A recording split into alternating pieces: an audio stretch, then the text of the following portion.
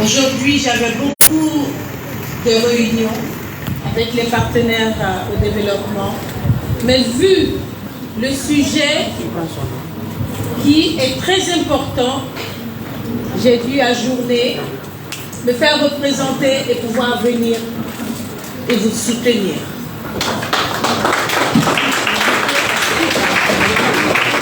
Parler de l'hygiène corporelle chez la jeune fille est un réel sujet qui n'est plus à démontrer.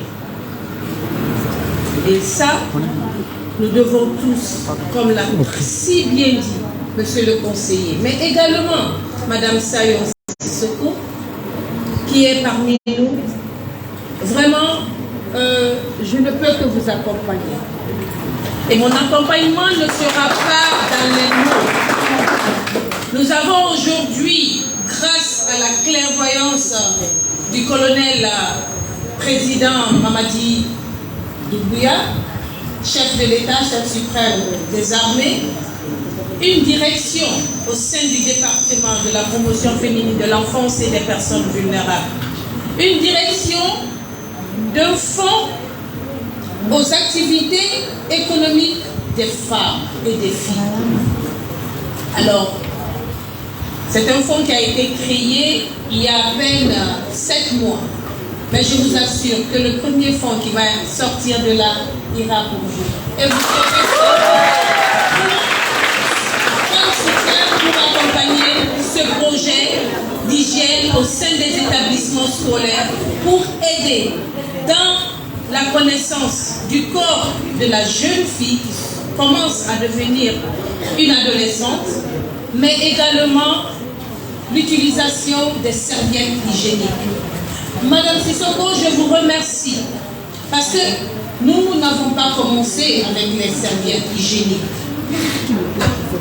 Nos parents nous ont appris, on avait les moyens, mais nos mamans nous ont élevés comme n'importe quelle fille de n'importe quelle partie de la société, parce que aujourd'hui il y a les moyens, mais demain est-ce qu'il y aura toujours les moyens? On ne sait jamais.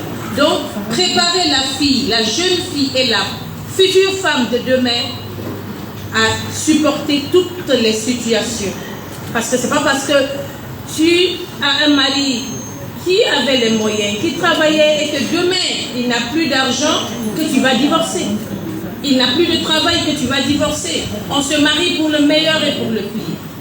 Donc ça ne s'apprend pas après le mariage. Ça s'apprend quand on est encore chez ses parents, quand on est encore adolescent. Donc ces serviettes-là,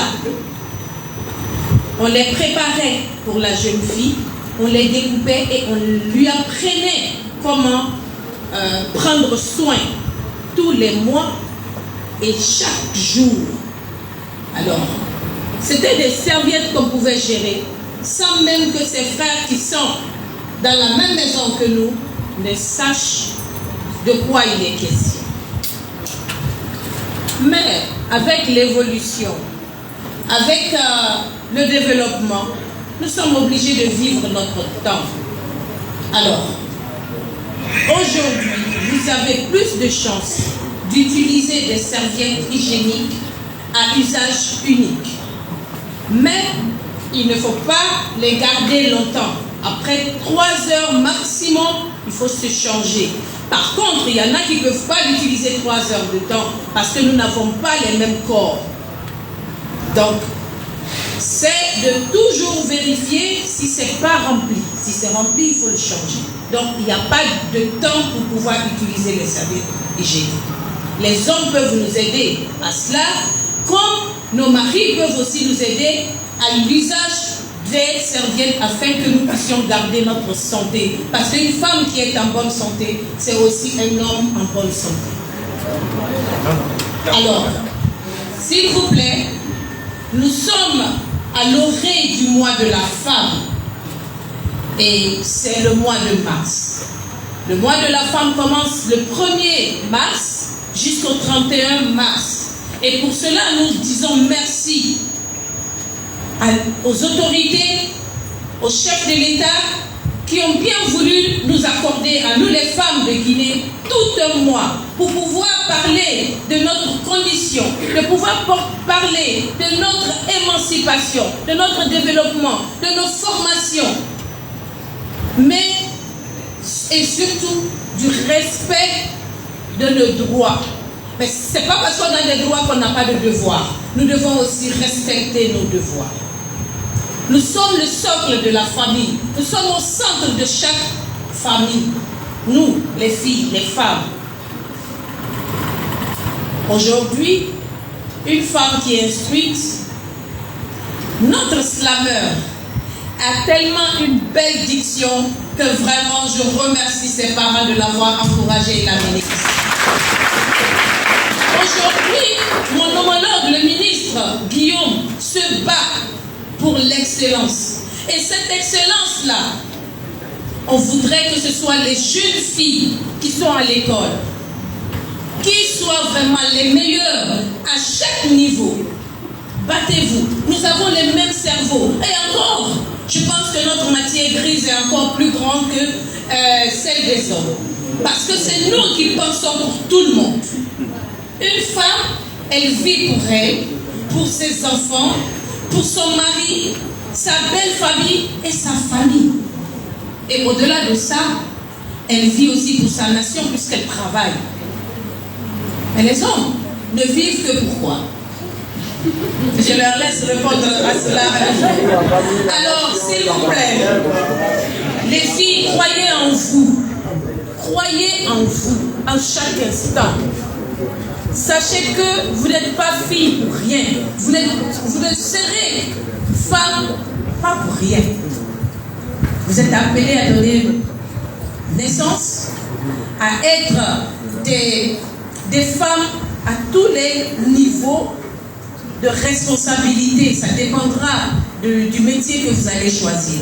Mais quel que soit ce métier, soyez fiers de vous et faites-le bien. Parce que quand on dira vos noms, vos enfants devraient être fiers. Aujourd'hui, vos parents doivent être fiers quand on dit vos noms. Alors, soyez parmi les excellents. Travaillez. C'est pas facile. Moi, j'aimais bien dire, j'ai dit, mais si c'était à reprendre l'école, moi, je ne ferais pas le bac. Mais non, j'ai fait le bac. J'ai fait bac plus 5 et j'ai continué. Donc, s'il vous plaît, si moi je l'ai fait, tout le monde peut le faire. Il n'y a pas de saut métier non plus. Il y en a qui disent que l'école, ce n'est pas fait pour tout le monde. Ce n'est pas grave. Celles qui ne sont pas allées à l'école se battent aujourd'hui pour que leurs enfants réussissent à l'école. Ma grand-mère maternelle n'est pas allée à l'école. Son mari était instituteur. Instituteur, elle accompagnait ses enfants qui ont tous réussi parce qu'elle avait parmi ses enfants des médecins, des professeurs d'université et des administrateurs publics. Donc, une femme comme ça, qui n'est pas allée à l'école, a pu réussir à avoir des enfants comme ça. Alors, pourquoi pas nous qui sommes aujourd'hui instruits, pourquoi nos enfants vont refuser de travailler? S'il vous plaît, les deux vont ensemble. Les parents vont se battre pour vous donner l'essentiel, mais le reste c'est pour vous-même.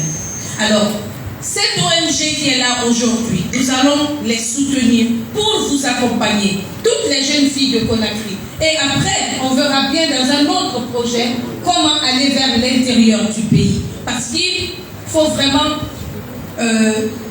accompagner, augmenter ces genres d'initiatives au sein des établissements scolaires. Parce que ça fait partie aussi de la réussite de la jeune fille.